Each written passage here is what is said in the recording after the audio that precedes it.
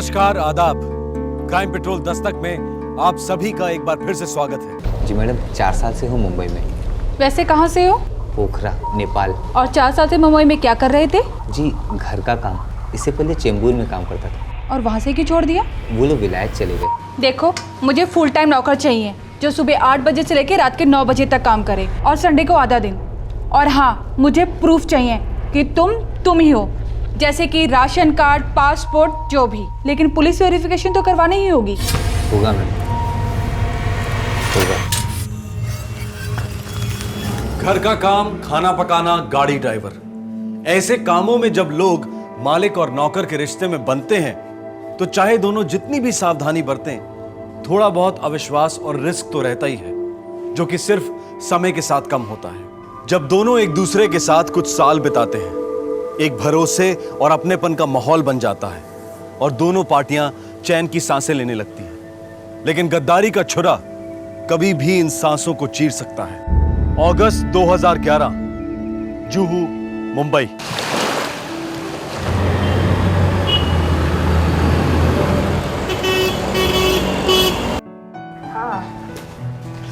वो जल्दी चलो, फोन पे बात किए जा रही हूँ। चलो जल्दी, ये ले जल्दी डालो, दिखा जा शक्ल।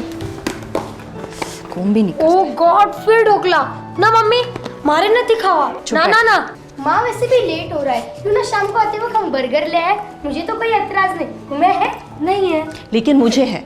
कल शाम को भी तुम दोनों ने पूरे पिज्जाज खत्म किए हैं। And fast food is slow poisoning, समझे? तो क्या हम पानी पीकर ही शाम को ट्यूशन जाएंगे? कितना नाटक। गुरु सिंह बना देगा तुम्हारे पसंद का खाना, लेकिन रिंकी तू तो चुपचाप ढोकला खा, समझी? चलो जल्दी चलो, भागो भागो भागो, लेट हो रहे हैं।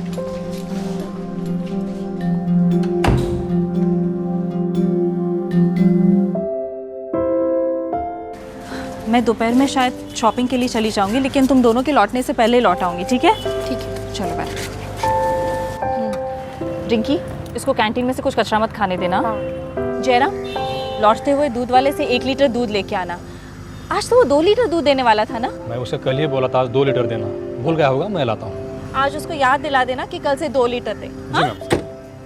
Bye mamma.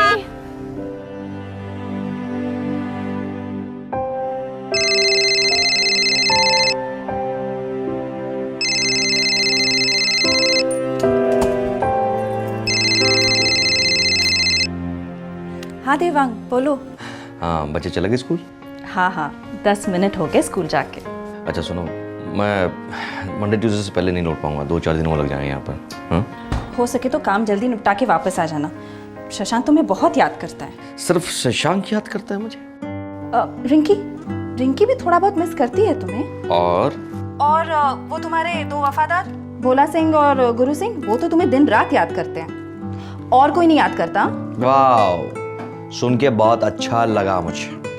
You are most welcome. अच्छा सुनो, अब ये रोमांस बंद करो, काम की बात सुनो। पहले तो शशांक का आईपॉड बिल्कुल लाना मत भूलना। और दूसरी बात, मैं 5000 रुपये विड्रॉ कर रही हूँ। रिंकी के लिए ड्रेस लेनी है। वो 12th रोड है ना, वहाँ के गणपति पंडाल में वो परफॉर्म करने वाली है। हाँ बस, अब तुम बोलो। क्या बोलूं?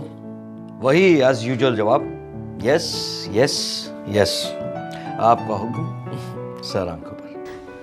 तो अब मेरा फाइनल हुक्म सुनो, जल्दी आ जाओ। यहाँ पे अकेले बिल्कुल अच्छा नहीं लगता, तुम्हारी बहुत याद आती है। यस माय स्वीट हार्ट, अपना ख्याल रखना। तुम भी। Bye bye.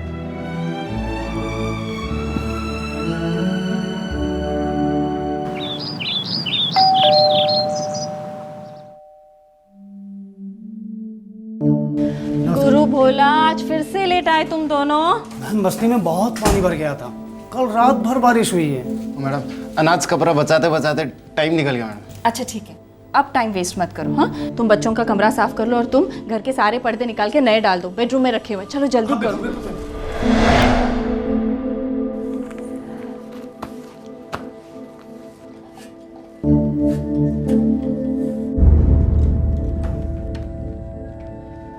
अच्छा जयराम, मैं होंडा सिटी लेके जा रही हूँ और मुझे आने में देर होगी, तो बच्चों को वैगनार में लेके आ जाना, ठीक है? जी मैम।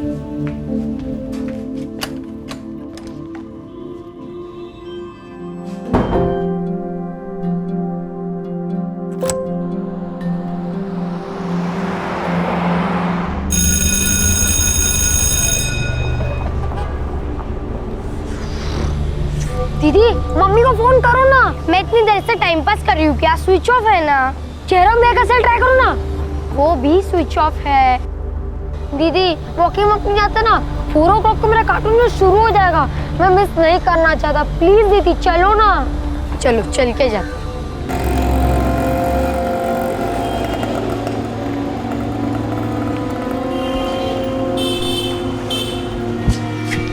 अरे तुम लोग का यही है, मम्मी हमें लाना भूल गए क्या? स्ट्रेंज, ये तो बहुत अजीब बात हुई ना। चलो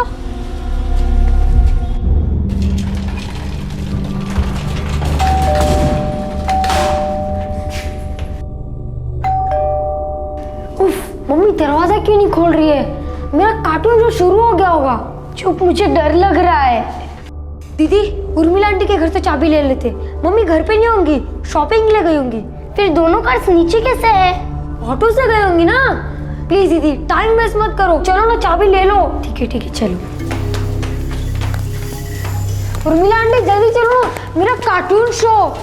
अभी खोलते हैं दरवाजा बेटा।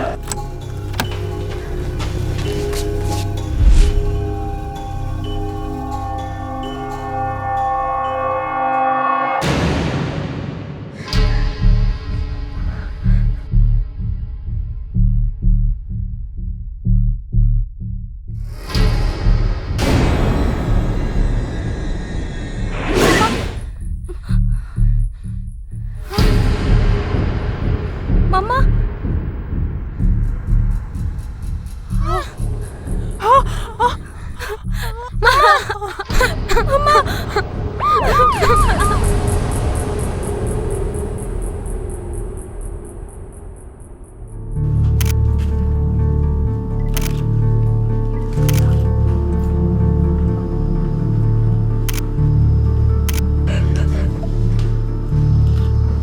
उनके हस्बैंड देवांग अब्रॉड रहते हैं। मैंने उन्हें इन्फॉर्म कर दिया है। उन्होंने कहा है कि वो यूएस से सबसे पहले फ्लाइट पकड़ कर आ रहे हैं। सर पूरा घर लूटा गया है और तिजोरी को भी तोड़ कर खोला है। बच्चों डरो मत, हिम्मत करो और मुझे बताओ कि घर में और कोई रहता था? हमारे 2 सर्वेंट्स, गुरु सिंह और भोला सिंह। साथ में रहते थे? नो अंकल, सुबह 8 o'clock को आते हैं और रात के 9 o'clock को चले जाते हैं। मोबाइल नंबर्स हैं उनके? है, लेकिन मेरे मम्मा के सेल में। जयराम भैया के पास भी उनके नंबर्स है। सर दिव्या और जयराम की फ़ोन स्विच ऑफ है, शायद खूनी फ़ोन भी ले गया हो। आप उन 2 नौकरों के बारे में कुछ जानती है? जी मैं ज़्यादा तो नहीं जानती, लेकिन शक्ल से पहाड़ी नेपाली लगते थे। पास के ही चॉल्स में रहते थे, कूपर हॉस्पिटल के पीछे। बॉडीज को पोस्टमार्टम के लिए भेज दो। जी सर।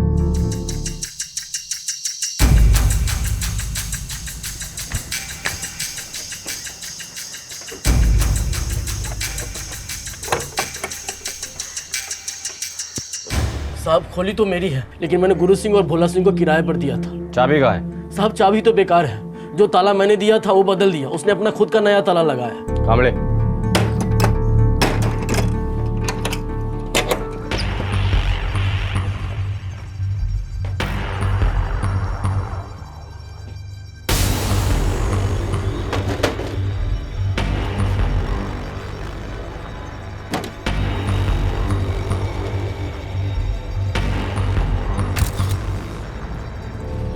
यही है दोनों? हाँ सर, 3 सालों से ये लोग यहाँ रह रहे हैं सर। और 3 सालों से उसी घर में काम कर रहे हैं जिस घर में मर्डर हुआ और घर लूटा गया। भाड़े भी ठीक टाइम पर दे देते थे, कभी कोई लफड़ा नहीं करते थे सर। बाथरूम टैप जैसी किसी चीज़ से इसका सर पटका गया है। बेटा डॉक्टर साहब, ये दोनों मौत के बीच में वक्त कितना गया है? बस कुछ ही मिनटों का फर्क है। जयराम की मौत पहले हुई है।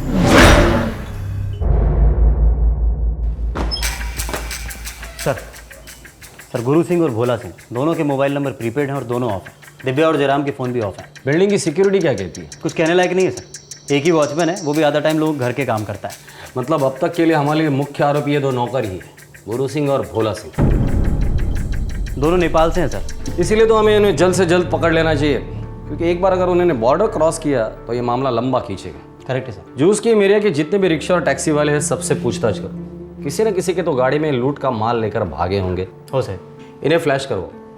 यूपी और बिहार पुलिस से कहना कि बॉर्डर के शहरों में इन्हें फ्लैश करो। गोरखपुर और गया कि बीएसएफ से भी बात कर लो। बाय फ्लाइट तो ये लोग भागेंगे नहीं, बाय रोड ही भागने की कोशिश करेंगे। सर दोनों के मोबाइल नंबर मैंने सर्वेलेंस पे डाल दिए हैं। साथ में दिव्या और जयराम का भी मोबाइल सर्विलेंस पे डाल दो। पूरे चांसेस है कि ये लोग इनका मोबाइल यूज करेंगे ही करेंगे। बस एक बार ये लोग इनका मोबाइल स्विच ऑन करें तो समझो हमारे हाथों में पहला सुराग लग गया। दिन दहाड़े डबल मर्डर मुंबई के एक बहुत ही पॉश इलाके में। शक के दायरे में थे घर में काम करने वाले 2 नौकर जो उस घर में पूरे 3 साल काम कर चुके थे।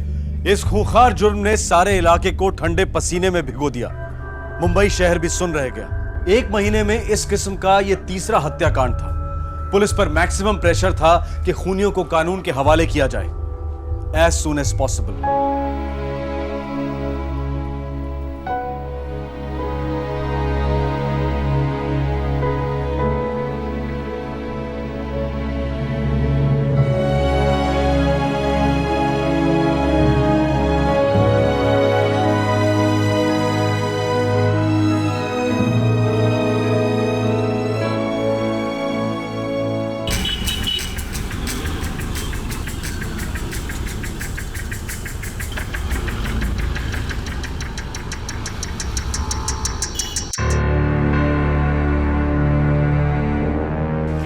इसके अलावा एक और रिकॉर्ड बुक है सर, जो वो कहाँ से आए, उनका फ़ोन नंबर, फ़ोटो सब इसके अंदर है सर। ये बताइए। ये है सर, लीजिए। गुड। जी नहीं, भोला और गुरु हमारे पास किसी एजेंसी के थ्रू नहीं आए थे। फिर जयराम के थ्रू आए थे। जयराम पिछले 15 सालों से हमारे साथ काम कर रहा था। उसकी चॉइस पे हमें कोई डाउट नहीं था इंस्पेक्टर साहब। जयराम हमारे परिवार की तरह था, एकदम हमारा फैमिली मेंबर जैसे। आपने उन दोनों का कोई पुलिस वेरिफिकेशन नहीं करवाया था, कोई रिकॉर्ड ही नहीं है, ऐसा क्यों? जी वो वेरिफिकेशन रह गई थी। सर ये टैक्सी वाला बोल रहा है मर्डर के दिन शाम को उसने 4 नेपाली आदमियों को जुहू से अंधेरी स्टेशन छोड़ा था। हाँ साहब, जिस दिन ये मर्डर हुआ था वहाँ से कुछ 10-20 मीटर दूर मैंने अपनी गाड़ी लगाई थी। सर इसने दोनों फोटो आइडेंटिफाई किए हैं। उन 4 में से 2 गुरु सिंह और भोला सिंह थे। अंदर स्टेशन ईस्ट वेस्ट। अरे वेस्ट में चलेगा कि नहीं? हाँ बैठो, मैंने कब मना किया? चल बैठो, चल चल चल चल चल चल चल चल चल चल। उनके बीच कुछ तो बातें हुई होगी, कुछ याद है? कुछ कहा था उन्होंने? एकदम चुप थे साहब, चारों के चारों एकदम चुप थे। सर मैंने 35 एजेंसीज में छानबीन की, उनमें से 16 लोगों के रजिस्टर में नेपाल से आए हुए कामगार थे। और सर ये गुरु सिंह और भोला सिंह का नाम किसी में नहीं मिला सर। एजेंसी से कुछ पता नहीं चलेगा, ये लोग एजेंसी के थ्रू आए ही नहीं थे। गुरु सिंह और भोला सिंह के फ़ोन रिकॉर्ड आ गए हैं कंपनी से। एक नंबर से इनके फ़ोन पर बहुत सारे कॉल्स आए और इन्होंने भी उस नंबर पर कॉल किए हैं। किसका नंबर है? नकुल बहादुर नाम का आदमी है, चेंबूर में। नकुल बहादुर तो 2 दिन से आया नहीं साहब इधर। गुरु सिंह और भोला सिंह के साथ उसकी दोस्ती थी, उन दोनों को जानते हो? नहीं साहब, नहीं जानता। नकुल बहादुर को भी ठीक से नहीं जानता मैं। अभी 6 महीने हुए साहब उसे यहाँ पर आके। पर तुम्हें ये भी नहीं पता होगा कि वो कहाँ से आया था, इस वक्त कहाँ है? कुछ नहीं पता ना तुम्हें?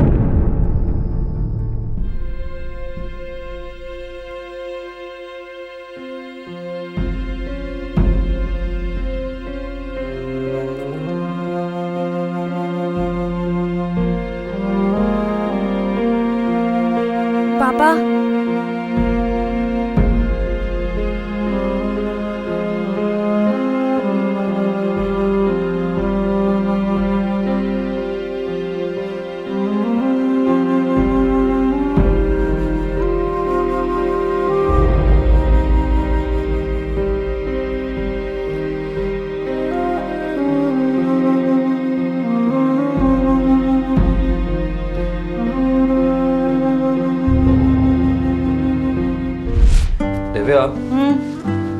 मैं जब भी काम के सिलसिले में ओवरसीज जाता हूँ ना तो मुझे अच्छा नहीं लगता, बड़ी अजीब सी फीलिंग आती है। कैसी फीलिंग? मतलब मैं यहाँ से हजारों मील दूर प्रदेश में और तुम तीनों यहाँ पर अकेले। अरे हम तीनों को क्या होने वाला है? सब कुछ इतना परफेक्ट तो है। हाँ लेकिन अगर कभी कोई इमरजेंसी हो जाए तो? अगर इमरजेंसी हो भी गई तो इतने सारे लोग हैं हमारे आसपास, नेबर्स हैं, रिश्तेदार हैं, और तुम जयराम को भूल गए, अपना all in one Jairam.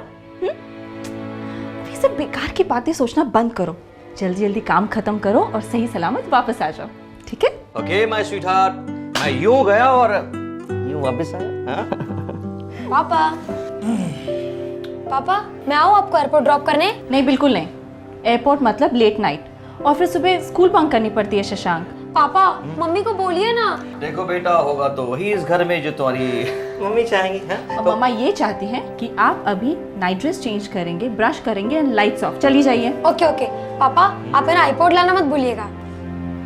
Okay मेरे बाप, नहीं भूलूंगा, नहीं भूलूंगा, नहीं भूलूंगा। हम जाओ सो जाओ भी आके। Good night. Good night. Good night. Good night. Jairam, भाभी और बच्चों का अच्छी तरह से ख्याल रखना, ठीक है? साहब ये भी कोई कहने की बात है। और आप भोला और गुरु को कह देना कि ज़्यादा छुट्टियां ना मारे। मैं वार्निंग दे दूंगा साहब। ठीक है, वार्निंग दे देना तुम।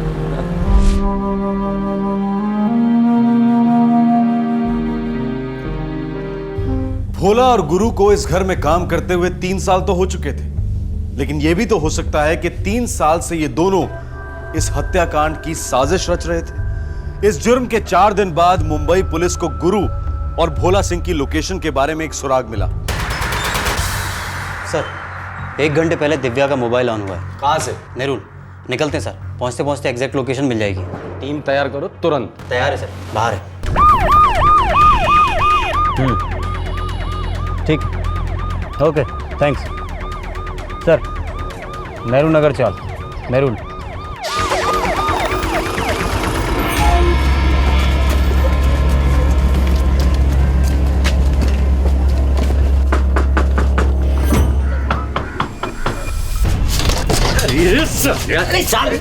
पकड़ रहे हैं सर, ये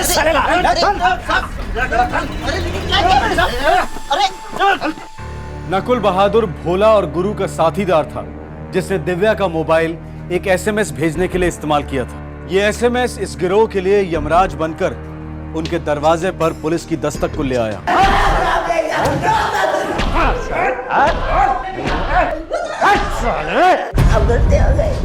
हमसे गलती मत करवा, चुपचाप बता दे 3 लोग कहाँ है, वरना तुझे मार दूंगा मैं गलती से। बता। वो तीनों नांदेड़ में साहिब, और वहाँ से मुल्क जाने वाले थे। मुल्क कहाँ है? हिंदुस्तान में या नेपाल में? नेपाल में है साहब, नेपाल में, पोखरा जिला साहब। साले गुरु भोला, तुम दोनों ने कहा था घर में बहुत माल पड़ा है। अरे यार हम लोगों को लगा माल बहुत है तिजोरी में। जब भी तिजोरी खोलती थी हमें ठीक से दिखता नहीं था यार। तिजोरी भारी थी तो हमने सोचा माल भी भारी होगा। ये लफड़ा जो है ना, हमको बहुत भारी पड़ेगा देखना, भागने में, छुपने में, हर तरीके से। हमारे पास पैसे नहीं और हर चीज़ के लिए नोट लगते और हम हैं कड़के।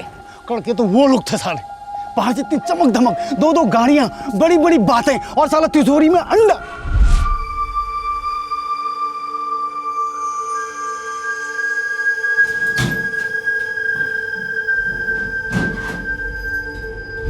सिर्फ 5,000 रुपए और ये 4 आने वाले जेवर हाथ में है। यार बहुत बड़ी भूल हो गई हम लोगों से, और फालतू में सबके सर 2-2 मर्डर लग गए। चलो माना, कैसे भी करके हम लोग नेपाल पहुंच जाते हैं, लेकिन वहां पे जाके करेंगे क्या? अरे भूखे मरना पड़ेगा उधर भी। क्या क्या सोचा था यार, क्या निकला है नसीब में। पूरे 3 साल की मेहनत बेकार गई है। सोच के अभी कोई फायदा नहीं है, समझ गए? एक काम करो, यहाँ से सीधा नांदेड़ निकलो। वहाँ पे मेरा एक दोस्त है, एकदम चुपचाप रहने का, कुछ नहीं बोलने का, समझा? ये दिखा, देखता हूँ इस सोने का कितना पैसा मिलता है मुझे, ठीक है? जैसा ही पैसा हाथ में आता है मैं सीधा नांदेड़ आता हूँ, ठीक है? और वहाँ से हम लोग सीधा भागेंगे नेपाल। नेपाल? अबे टुकुर टुकुर देखते क्या हो, हाँ? लाशें पुलिस के हाथ लगते ही वो हमारे पिछवाड़े में आग लगाएगी, आग, और हमको भागना पड़ेगा कुत्तों की तरह, समझा? देखो, इससे पहले कि पुलिस हमारे तक पहुंचे ना, हमको यहाँ से भागना है सीधा नेपाल, और नेपाल जाके एकदम गायब। चोरी के माल से कुछ नहीं मिला साहब, सारा प्लान चौपट हो गया। फिर हमने सोचा कि नेपाल भाग जाए, लेकिन वो प्लान भी चौपट हो गया। वैसे नेपाल जाने का रूट क्या सोचा था? नांदेड़ से पुणे साहब, पुणे से दिल्ली, दिल्ली से गया, गया से नेपाल बॉर्डर पर पैदल जाने वाले थे ना। पूना में कब और कहाँ मिलने वाले थे? पूना हाईवे पे ढाबे के पास मिलने वाले थे साहब। वैसे ही होगा, कल शाम तुम चारों लोग मिलोगे कि मुंह खोलने की कोशिश की तो याद रखना, उस मैडम को जैसे मारा था वैसे तुझे मैं मारूंगा, समझे? फोन लगा, फोन लगा।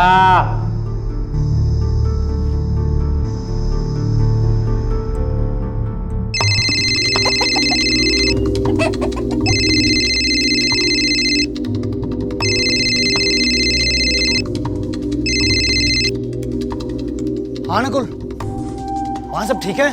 हाँ हाँ सब ठीक है। जेवर बिके 40,000 रुपये में। बहुत बढ़िया बहुत बढ़िया। और कल का क्या करना है? कल पूना हाईवे पे शाम को 6 बजे मिलना है हमको। वापस नेपाल क्या जाना है यार, यहीं ठहर जाते हैं ना। पागल हो गया क्या? मुंबई पुलिस हमारे को ऐसे ढूंढ रही है जैसे कोई पागल कुत्ते को ढूंढता है, समझा? अगर हाथ में आ गए ना तो हमारे को मार डालेंगे, इसलिए हम नेपाल ही भाग जाते हैं। समझा गया? समझ गया ना? समझा समझा। वहीं से फिर हम लोग दिल्ली चले जाएंगे। हाँ, तीनों जन।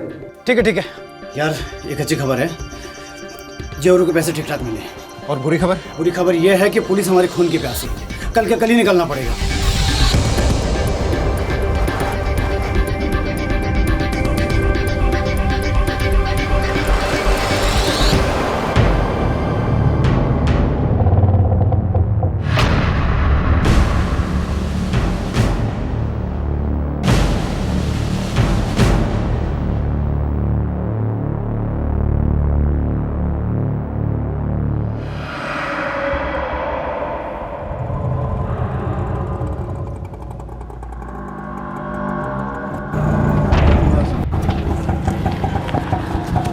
चलो भाई, कितना हुआ?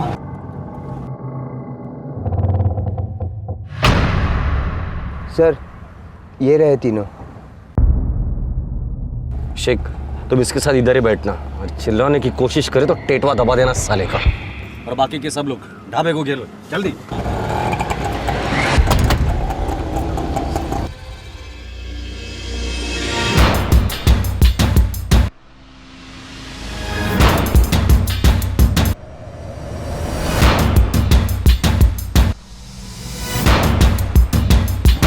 कुछ तो गड़बड़ है।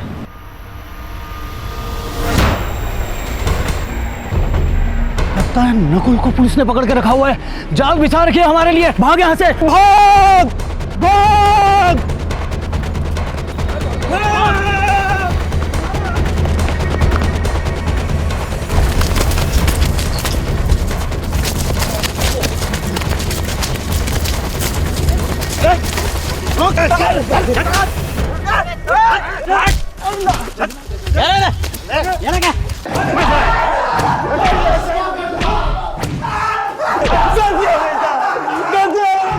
नेपाल में अपने गांव पहुंचने से पहले ही मुंबई पुलिस ने इन चारों अपराधियों को धर दबोचा। अगर ये चारों बॉर्डर क्रॉस कर जाते तो इन्हें मुंबई की अदालतों में वापस लाना बहुत ज्यादा मुश्किल हो जाता, क्योंकि भारत और नेपाल के बीच में एक्स्ट्राडिशन ट्रीटी नहीं है। ये चारों नेपाली नागरिक थे और पिछले 3 सालों से उन्होंने इस हत्या की बारीकी से प्लानिंग की थी।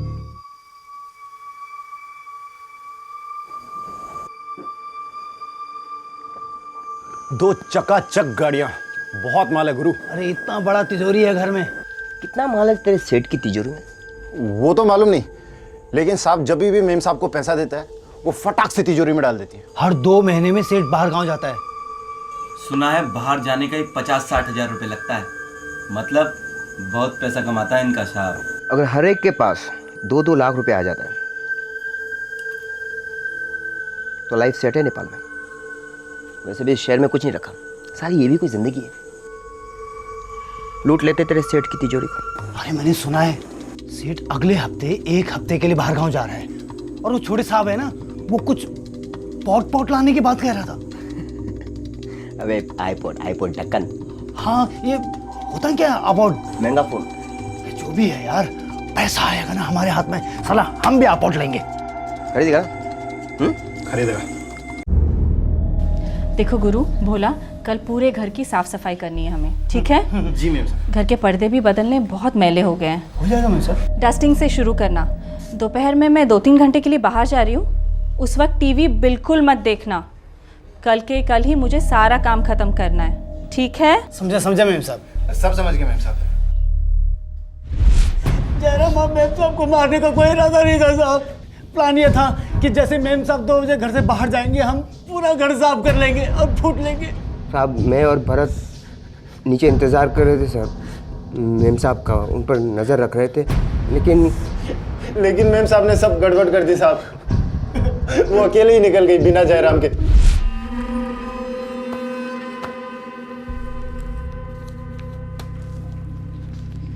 अच्छा जयराम, मैं होंडा सिटी लेके जा रही हूँ और अगर मुझे आने में देर होगी ना तो बच्चों को वैगन आर में लेके आ जाना, ठीक है? जी मैम।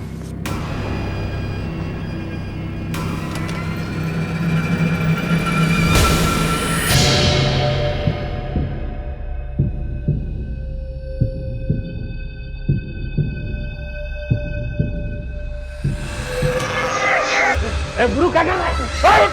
भोला क्या कर रहा है?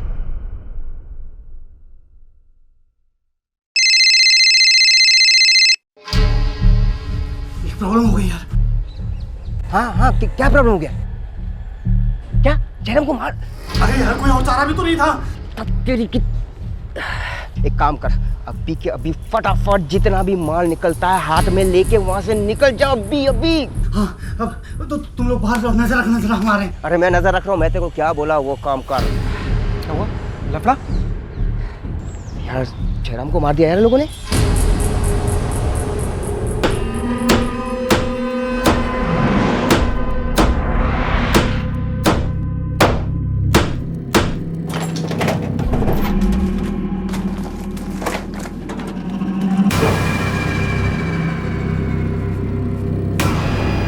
अरे यार सिर्फ 5,000 रुपए। साले तूने तो कहा था मेम साहब सारा पैसा इसमें रख दिया। अरे सिर्फ मैंने बोला था, तू भी तो यहाँ नौकरी करता है। ये क्या हो गया गुरु? फालतू में जयराम को मार दिया। क्या हो गया यार? और हाथ में कुछ नहीं आया। क्या करें अब?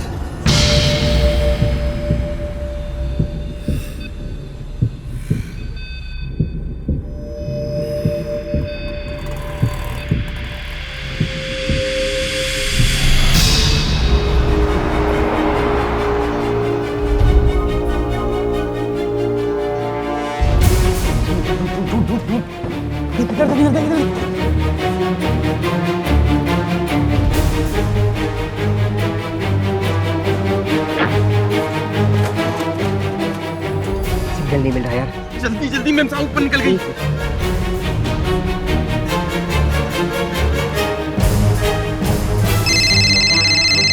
लग गया। हाँ हेलो। अरे नकुल यार, सारी तिजोरी खाली पड़ी है, यहाँ कुछ भी नहीं है। क्या तिजोरी गई खड्डे में? तुम वहां से फुट तो तुम्हारी मेम साहब दरवाजे के पास पहुंच गई है। क्या भग रहा है तू? हाँ जल्दी निकल वहां से।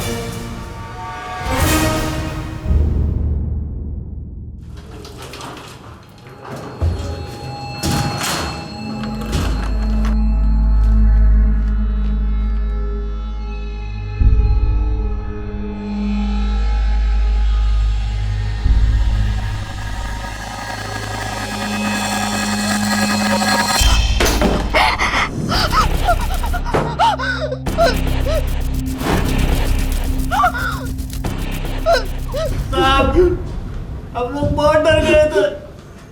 एक बटन तो पहले कर चुके थे हम लोग। इसलिए डर के मारे थर थर कांपते हुए तुम लोगों ने एक अकेली औरत को जान से मार डाला। हाँ? कसम से साहब बहुत फटी पड़ी थी साहब। मेम साहब चिल्लम चिल्ली करती तो पकड़े जाते ना साहब। लेके जाओ इन्हें।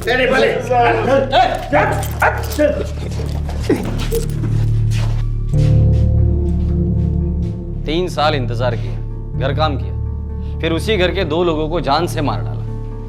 सर इनका वेरिफिकेशन भी करते तो कोई फायदा नहीं होता। क्रिमिनल रिकॉर्ड तो था नहीं, पहला केस था इनका। वही तो, कैरेक्टर का सर्टिफिकेट तो कोई भी देगा वाघ, पर नियत का सर्टिफिकेट कौन देगा?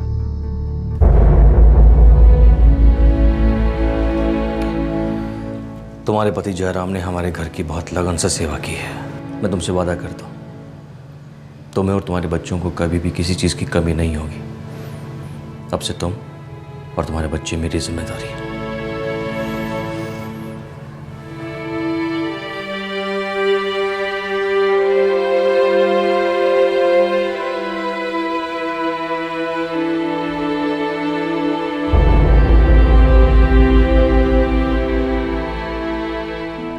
नमस्कार, आदाब। क्राइम पेट्रोल दस्तक में आप सभी का एक बार फिर से स्वागत है।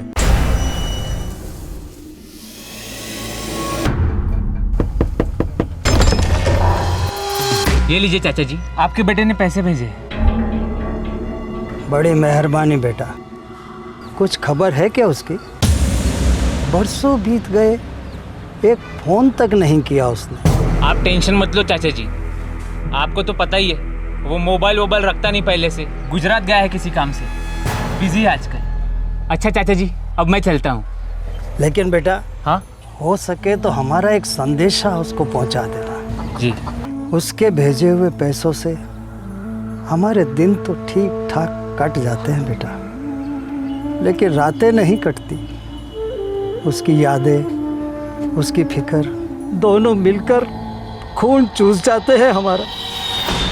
साल 2003 से लेकर साल 2011, 8 साल से एक बेटा रायगढ़ महाराष्ट्र के महाड़ कस्बे का रहने वाला अपने बूढ़े माँ बाप को पैसे भेज रहा था। वो बेटा 8 साल से अपने घर नहीं गया था और एक बार भी उसने अपने माँ बाप से फोन पर बात तक नहीं की थी। बूढ़े माँ बाप के लिए यह एक दस्तक थी कि कहीं कुछ ठीक नहीं है। अगस्त 2011, मुंबई, महाराष्ट्र।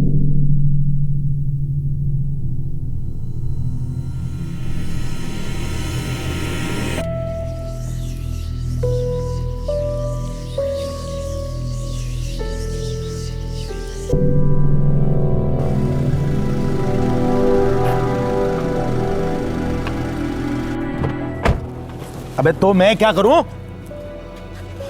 आज तारीख क्या है?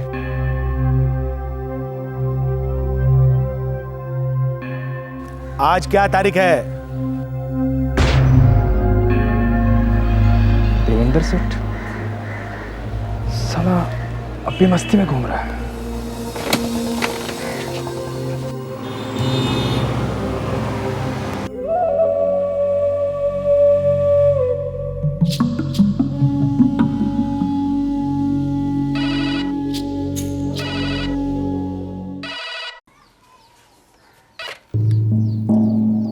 हेलो हेलो काका, रफीक बोल रहा हूँ, साईनाथ का दोस्त। काका वो झरना केमिकल्स में मैं और साईनाथ एक साथ काम करते थे ना। हाँ हाँ हाँ हाँ, जोगेश्वरी वाला रफीक। कैसे हो बेटा? मैं ठीक हूँ काका। काका वो साईनाथ कैसा है? साईनाथ पता नहीं बेटा, पर वो अच्छा ही होगा ऐसा भगवान से प्रार्थना करते हैं हम लोग। क्या मतलब काका? अरे उसका सेठ देवेंद्र साहब, उसने कहा कि साईनाथ ठीक है और गुजरात में कहीं काम कर रहा है। साईनाथ हर महीने पैसे भेजता है, लेकिन इतने सालों से हम मिले तक नहीं है उसको। क्या बोल रहे हो काका आप? क्यों, क्या बात है? कोई खबर है क्या? रफीक बोलो, कुछ हुआ है क्या? क्या हुआ है? साई, बोल रफीक बोल। काय झालं माझ्या साईला? अरे त्याला कैसा है रे मेरा साई, बोलना। काय झालं माझ्या साईला? काय झालं? सांगा ना, मला सांगा ना। मला साईला तू बोलता क्यों नहीं? काका थोड़ी देर में फोन करता हूँ, वो लाइन में प्रॉब्लम है।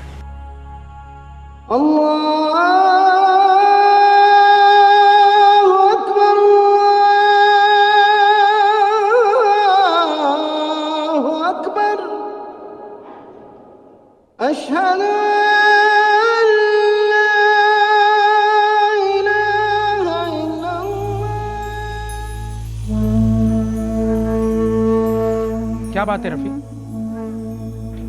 नहीं, एकदम नर्वस दिखाई दे रहे हो। कुछ नहीं यार, रोजा खोलो। भेजे को कुछ खाया जा रहा है यार।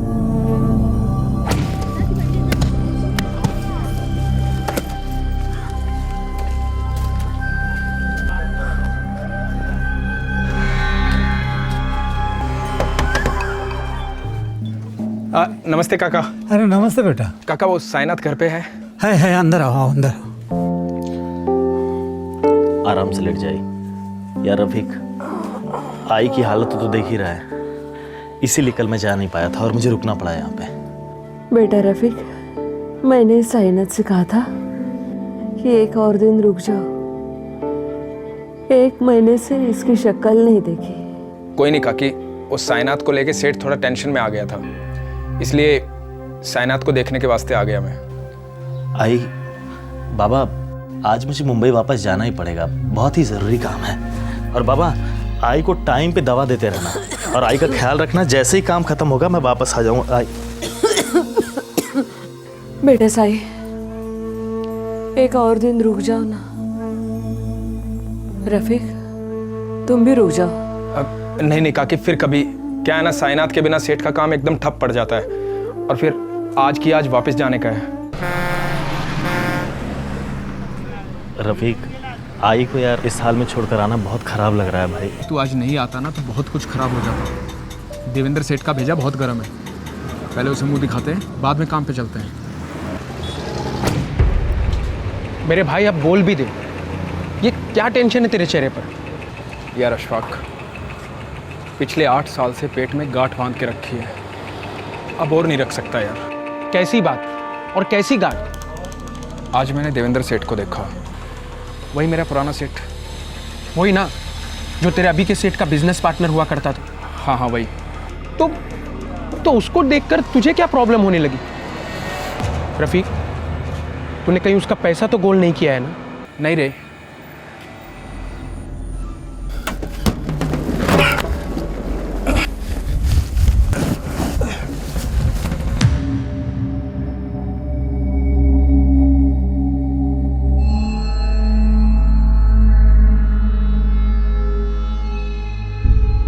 देखो रफीक, रमजान के इस पाक महीने में तुम्हारा ज़मीर तुम्हें आवाज़ दे रहा है।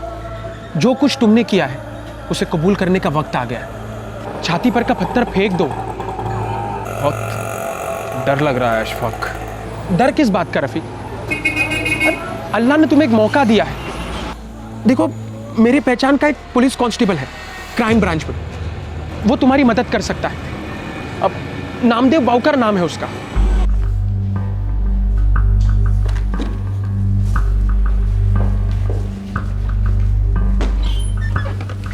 सर फाइल टेबल पे रख दे। सर एक बात है सर। हाँ बोलो। सर हमारे एक दोस्त का दोस्त है, 8 साल पहले का उसे एक गुनाह कबूल करना है। गुनाह किया क्या था उसने? शायद मर्डर।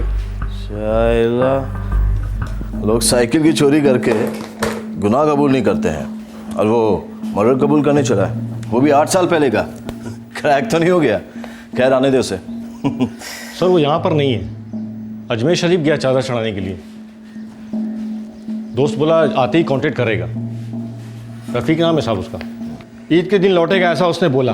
ठीक है, तभी बात कर लेंगे। वैसे केस के बारे में कुछ बताया उसने? तुम्हारे दोस्त ने? सर ये रफीक और साइनाथ झरना केमिकल्स कंपनी में काम करते थे, जो जोगेश्वरी में। फिर? सर साइनाथ महाट का रहने वाला है। सर जो साइनाथ है पिछले 8 साल से अपने घर नहीं गया है। क्या?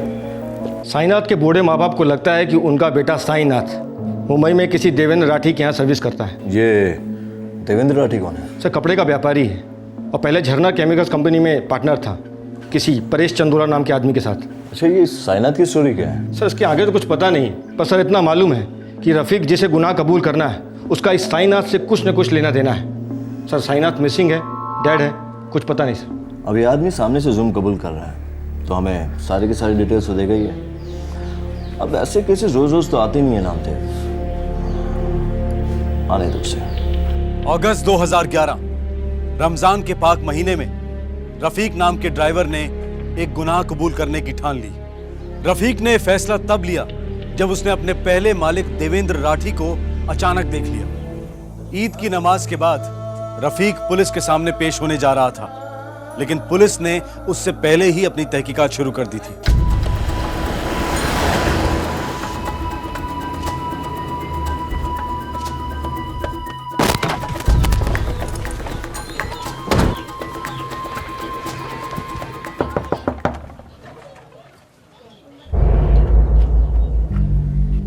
होए साहब, साइनाथ मेरा इकलौता बेटा है। और 8 साल से आप उसे कभी मिले नहीं? साहब 10 साल पहले साइनाथ जब पहली बार मुंबई गया तो साल में मुश्किल से एक दो बार वो आया था।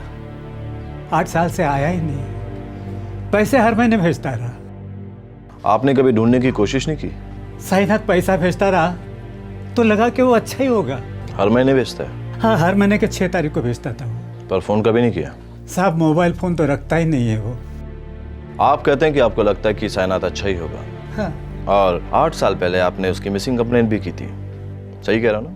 हाँ, हाँ की थी साहब। आई, मैं वहां पे जाके 2 दिन में सारा काम खत्म कर लूंगा और फिर एक लंबी सी छुट्टी लूंगा और पूरे हफ्ते में लोग साथ में रहेंगे, ठीक है? 2 दिन हो गए, 4 दिन हो गए, साईनाथ आया ही नहीं। लेकिन आप तो कह रहे थे कि वो मुश्किल से साल में 1 या 2 बार आता है, लंबे लंबे अरसे तक गायब रहता है, आदत थी उसकी। हाँ हाँ साहब, उस वक्त मुझे एक फोन आया था। किसका? नाम नहीं बोला। बोला क्या? वो बोला साईनाथ मुंबई में नहीं है और साईनाथ किसी खतरे में है। साहब, साईनाथ मेरा इकलौता बेटा है, मेरी मदद कीजिए साहब। साईनाथ मेरा खास आदमी है, उसके माँ बाप खामखा डिसीजन ले रहे हैं। ठीक है, थैंक्स। हाँ, नमस्ते साहब। ये क्या है दीनानाथ जी? आपने मेरे खिलाफ पुलिस कंप्लेंट कर दी? गलत मत समझना साहब, लेकिन मुझे मेरे बेटे की फिक्र है।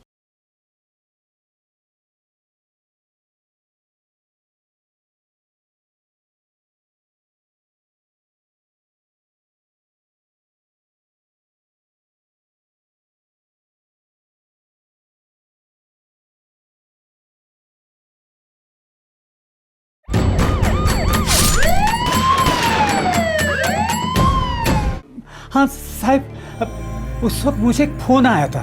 किसका? नाम नहीं बोला। बोला क्या? वो बोला साईनाथ मुंबई में नहीं है और साईनाथ किसी खतरे में है। अरे भाई, पहले तुम अपना नाम तो बताओ। नाम छोड़ो, काम की बात सुनो। पहले बोलो साईनाथ घर में है? वो यहाँ कैसे होगा, वो तो हमेशा मुंबई में होता है। इस वक्त वो मुंबई में नहीं है। तो फिर? ये जाकर तुम ढूंढो, बस इतना जान लो कि साईनाथ की जान खतरे में है। जल्दी कुछ करो। हेलो हेलो हेलो हेलो, काय झालं? सब ठीक तो है ना? झरना केमिकल नाम की कंपनी है, जोगेश्वरी इलाके में कहीं है। जिसने आपको फ़ोन किया था उसने अपना नाम बताया? मैंने पूछा भी तो उसने मना कर दिया और फिर बीच में टेलीफोन काट दिया। हो सकता है किसी ने आपके साथ मजाक किया हो। साहब, मुझ गरीब बूढ़े के साथ में कोई क्यों मजाक करेगा? साहब, साईनाथ मेरा इकलौता बेटा है, मेरी मदद कीजिए साहब।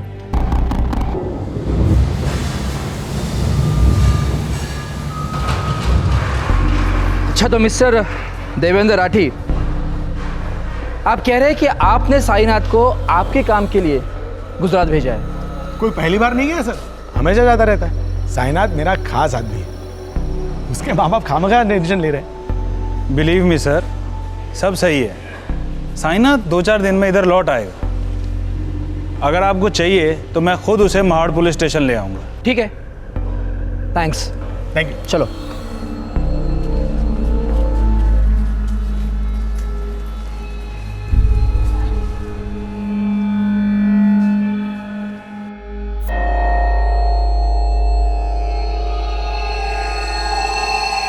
ठीक है, तू मुझे मत समझा, मैं अभी उसके बाप को फोन करता हूँ, ठीक है?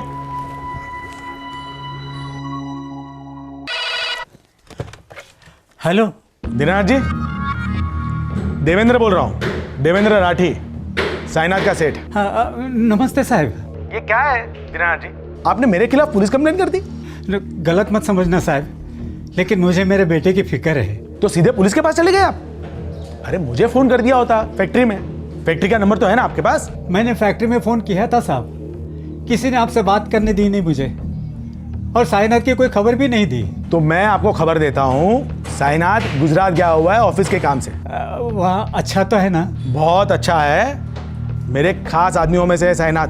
3 साल से मेरे लिए काम करता है, मैं उसकी ठीक ठाक खबर रख रहा हूँ। और मैं आपको हाथ जोड़ के विनती करता हूँ, दोबारा ऐसा कभी भी हो तो पुलिस के पास मत जाइएगा, सीधे मुझे फोन करिएगा। ठीक है साहब। अपने गुस्से पे थोड़ा काबू रखना। अभी तूने कैसे बात की साईं के बाप के साथ? परेश प्लीज, मुझे तेरा बार बार का लेक्चर देना बंद कर, समझा? मुझे पता है मैं क्या कर रहा हूँ, मैं सब संभालूंगा। ओके?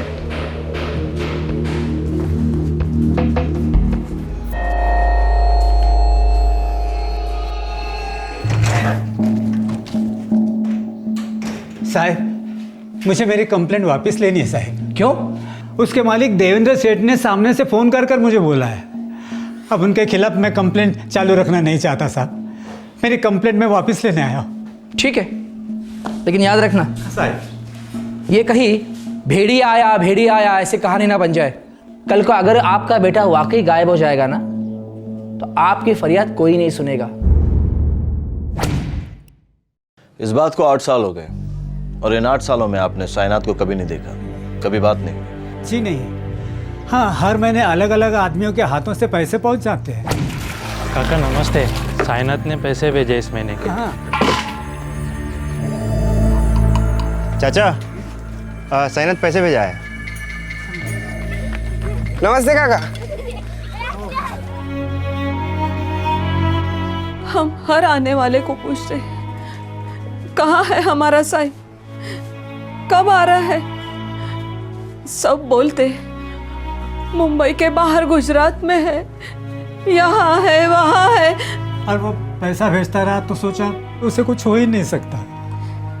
अभी 2 दिन पहले उसके दोस्त रफीक का फोन आया था, पूछ रहा था सब ठीक तो है ना। साहब, ये दीनानाथ ने महाट पुलिस स्टेशन से कंप्लेन वापस ले ली थी। हो सकता है उन लोगों ने फाइल क्लोज कर दी हो। सर, छानबीन पूरी ही नहीं हुई होगी। ऐसा भी हो सकता है नामदेव, लेकिन तुम्हें लगती है थोड़ा अजीब सी बात है। साइनात 8 सालों से पैसे भेज रहा है लेकिन शक्ल नहीं दिखा रहा है। सर, कल ईद के चांद निकलने का ऐलान होने वाला है। मतलब परसों सुबह ईद की नमाज के बाद ये रफीक अपने पास आ जाएगा। ठीक है, तो तुम ऐसा करो कि देवेंद्र परेश को हाजिर करो।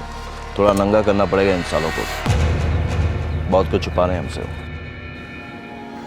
झरना केमिकल्स हम पार्टनरशिप में चलाते थे, लेकिन 2005 के बाद हम अलग हुए। ये साइनात और रफीक आप दोनों के यहाँ पे काम करते थे झरना केमिकल्स में? दोनों हमारी कंपनी के ड्राइवर्स थे, लेकिन 2005 में जब कंपनी स्प्लिट हुई तो रफीक मेरे साथ और साइनात देवेंद्र के साथ आ गया। मिस्टर देवेंद्र जी, साइनात कहाँ है? भोपाल, मेरे किसी काम से गया है। बात कराएंगे? श्योर।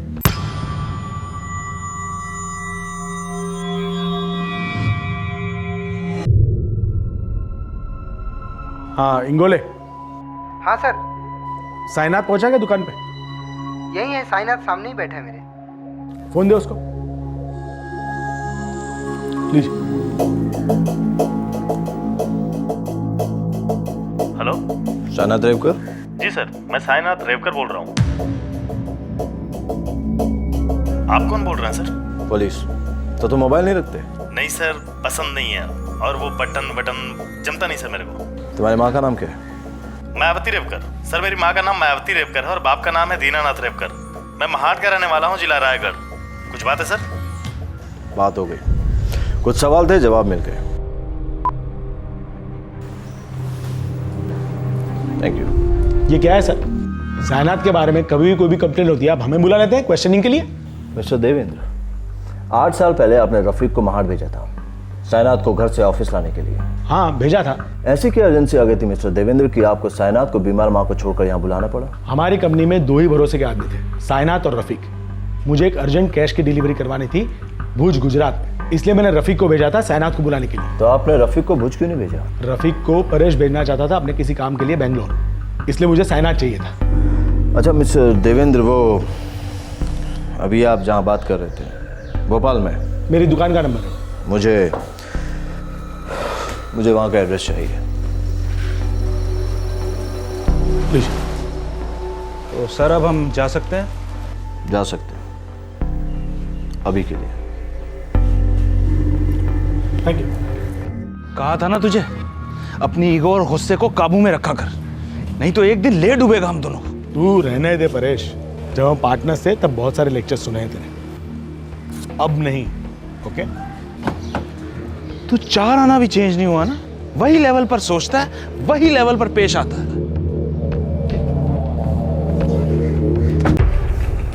सर, मैंने भोपाल पुलिस को संदेश भेजा है सर, दुकान में जाकर साइनाथ की तस्वीर खींच कर लाने के लिए। साइनाथ वहाँ हो गए नहीं। देवेंद्र के सारे वर्कर्स एक ही आवाज़ में बात करते हैं, वो वही बोलते हैं जो उन्हें सिखाया जाता है। सवाल एक होता है लेकिन जवाब 10 मिलते हैं। नामदेव, मुझे तो डाउट है कि कहीं साइनात के साथ कुछ हुआ ना हो जिसे सब मिलकर छुपाना चाहते हैं। खैर, वो रफ़ीक की क्या खबर है? सर, रफ़ीक की बीवी राबिया से मैंने बात की थी। वो बोली कल वो अजमेर से निकलने वाला है।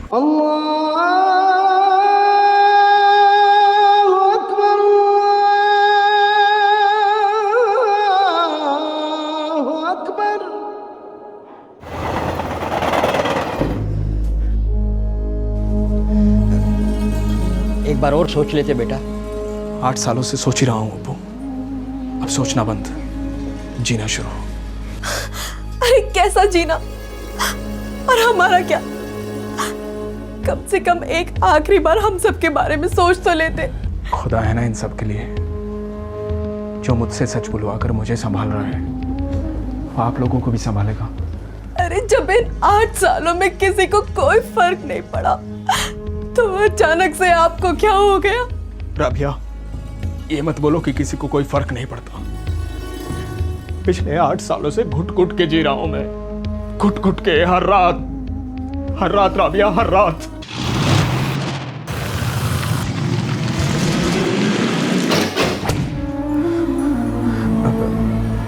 आज सबसे पाक दिन है। आज मैं अपने सारे गुनाहों के दाग धो दूंगा।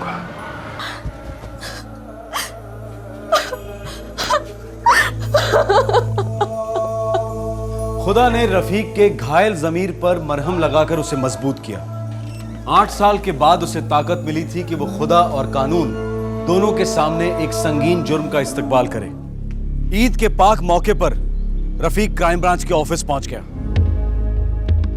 3 दिन पहले तुमने साइनात के पिता दीनानाथ को फोन किया था, साइनात का हालचाल पूछने के लिए। जी। 8 साल पहले दीनानाथ को एक फोन आया था। कॉलर ने अपना नाम नहीं बताया, सिर्फ एक वार्निंग दी थी कि साइनात खतरे में है। वो फोन भी मैंने ही किया था साहब। मुंबई से बोल रहा हूँ। अरे भाई, पहले तुम अपना नाम तो बताओ। नाम छोड़ो, काम की बात सुनो। पहले बोलो साइनात घर में है? वो यहाँ कैसे होगा? वो तो हमेशा मुंबई में होता है। नहीं है वो खतरे में है। जल्दी से उसे ढूंढो, नहीं तो काफी देर हो जाएगी। तुम ही गए थे ना साइनात को उसके घर से लेने के लिए, और फिर 2 दिन बाद तुमने उसके बाप को फोन किया और कहा कि उसकी जान खतरे में है। बरोबर बोला साहब। फिर तो तुम्हें मालूम होगा कि साइनात के साथ क्या हुआ, कैसे हुआ, क्यों हुआ, और अब वो कहाँ है, या फिर वो है ही नहीं। उस टाइम देवेंद्र सेठ को 25,000 रुपये देने थे एक रायगढ़ की पार्टी को, और डिलीवरी साइनात को करनी थी। रायगढ़ में देवेंद्र भाई हैं जी। कल सुबह तक ये पैकेट उनके हाथ में होना चाहिए किसी भी हालत में। पहुंच जाएगा साहब, रायगढ़ तो अपना इलाका है। चलो। लेकिन दूसरे दिन देवेंद्र सेठ को गोवर्धन सेठ का फोन आया। उनको 25,000 की डिलीवरी मिली ही नहीं थी। क्या कर रहा है देवेंद्र? अरे वो साइनात कहीं फंस गया होगा। नहीं, साला मेरे भरोसे पे थूक के गया, वो भाग गया मेरे पैसे लेके।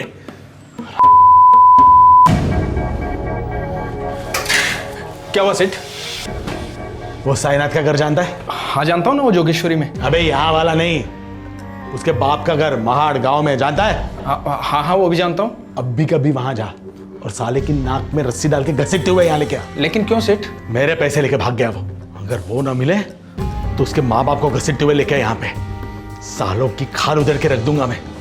साले बुड्ढे चीखेंगे तो वो चूहा बिल से पैसे लेकर निकल आएगा बाहर। सेठ कोई गलत फहमी हुई होगी। अबे तू जाता नहीं यहाँ से, निकल। साहब, साइनात मेरे को बोला था कि रायगढ़ की डिलीवरी के टाइम अपनी माँ से मिलता हुआ जाएगा। मेरे को यकीन नहीं था साहब कि वो पैसा लेके गायब हो सकता है, पर देवेंद्र सेठ के बोलने पे मैं चेक करने के वास्ते गया। यार रफीक, ये रायगढ़ वाली डिलीवरी ना पहले कर लेते हैं, इसके बाद चलते हैं बम्बई। मेरे भाई पहले से बहुत गर्म है वो। तू एक काम कर, मेरे साथ मुंबई चल। बात की बाद में देखेंगे यार। चल मुंबई चल। साले आई समझ सेठ जी, मेरी आई की तबीयत बहुत ज्यादा खराब थी सेठ जी। मैं सिर्फ 1-2 घंटे के लिए घर चला गया था। 1-2 घंटे के लिए? 2 घंटे के लिए? 2 घंटे के लिए? सेठ माफ कर दो सेठ। पिछले 3 सालों से आपके यहाँ नौकरी करता हूँ सेठ जी, कभी भी 1 रुपए की बीमारी नहीं की मैंने। मैं तो कह रहा था कि राहगढ़ वाली डिलीवरी कर लेते, पर ये पैसे है ना सेठ जी, ए देवेंद्र, चल माफ कर दे। अरे क्या बात? बोला था ना तेरे को, बोला था ना डिलीवरी अर्जेंट है, बोला था। बोला साला मेरे धंधे की ड्यूटी पे मूतता गया सर तू। गलती हो गई सेठ जी, गलती हो गई साले। तेरी तो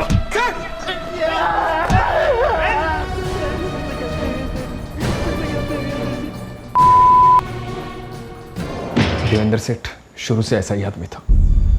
नौकर को पैर की जूती भी नहीं समझता था, बल्कि जूती पे लगा हुआ कचरा समझता था। कम पगार, काम ज्यादा, छुट्टी एक भी नहीं, सांसें भी गिन गिन के लेनी पड़ती थी। माँ की बीमारी की वजह से एक दिन काम में लेट हो गया था साईनाथ। कोई पैसा वैसा नहीं चुराया था मेरे दोस्त ने। बहुत संत आदमी था साहिब, बहुत संत आदमी था। लेके चलो ना सेठ। साईनाथ, साईनाथ, जान से मार दिया तूने उसको? अच्छा हुआ मर गया साला चोर। चोर नहीं था वो, तू भी जानता है। तो गया, अब मुर्दे से माफी मांगो। चले नाटक कम नहीं, ये तेरा रोना धोना है ना, किसी और दिन के लिए संभाल के रख, समझा? उठना साईनाथ। इसकी लाश को ठिकाने लगा, चल। मैं ये नहीं कर सकता सेठ। इसकी मौत का बिल तेरे नाम पे फाड़ सकता हूँ। पुलिस मेरी जेब में है, तेरे पे चार्ज लगाएगी कि पैसे के लिए तूने इसका खून किया। सारा सारी उम्र वो जेल में ईद मनाया तू। बोल क्या पसंद है, ठिकाने लगा इसको। डर गया था साहिब, बहुत डर गया था। उस टाइम कुछ सोच नहीं रहा था। जैसा देवेंद्र सेठ बोला ऐसा ही किया साहिब। लाश ठिकाने लगा दी? साईनाथ की बॉडी को गाड़ी में डाल के कसारा घाट ले गया।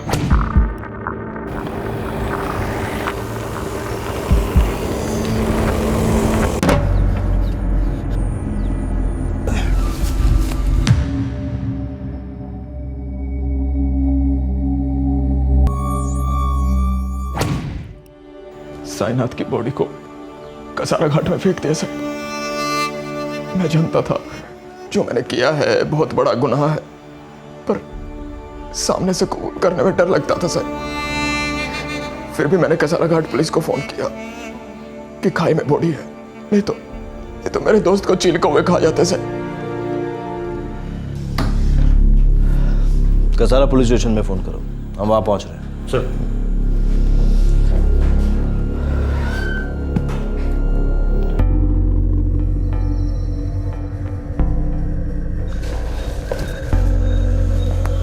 सर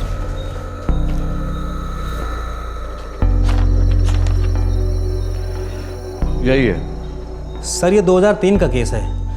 इस केस के बारे में डिटेल में तो मुझे याद नहीं है, लेकिन इतना याद था कि इसकी बॉडी बहुत बुरी तरह खराब हो गई थी और इसकी बॉडी पे कोई शिनाख्त नहीं था। हाँ इंस्पेक्टर, साईनाथ को देवेंद्र ने इतना पीटा कि वो मर गया। और तुमने मर्डर जैसे जुर्म को छुपाने की कोशिश की। भागीदार हो तुम इस जुर्म में। ये गलत है सर। मैं पहले से ही देवेंद्र के तरीकों से सहमत नहीं था, और जब उसने साईनाथ को मार डाला मैंने उससे सारे नाते तोड़ दिए, पार्टनरशिप भी खत्म कर दी। तुझे पार्टनरशिप तोड़नी है तो तोड़ दे, पर दोबारा मुझे ज्ञान देने की कोशिश की ना तो तेरा गला दबेगा। वो तो मेरा वैसे ही दबेगा, क्योंकि मैंने तेरा साथ दिया। अपना मुंह बंद रखा, करे कोई भरे कोई, सड़ेगा एक ना एक दिन तू सड़ेगा। अपना जुर्म छिपाने के लिए देवेंद्र ही साईनाथ के माँ बाप को 8 साल तक हर महीने पैसे भेजता था।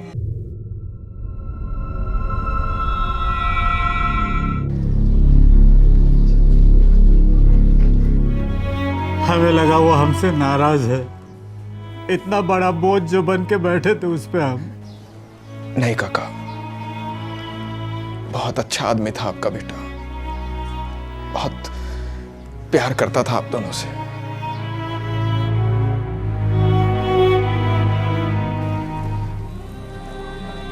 हो सके तो मुझे माफ कर देना आप लोग।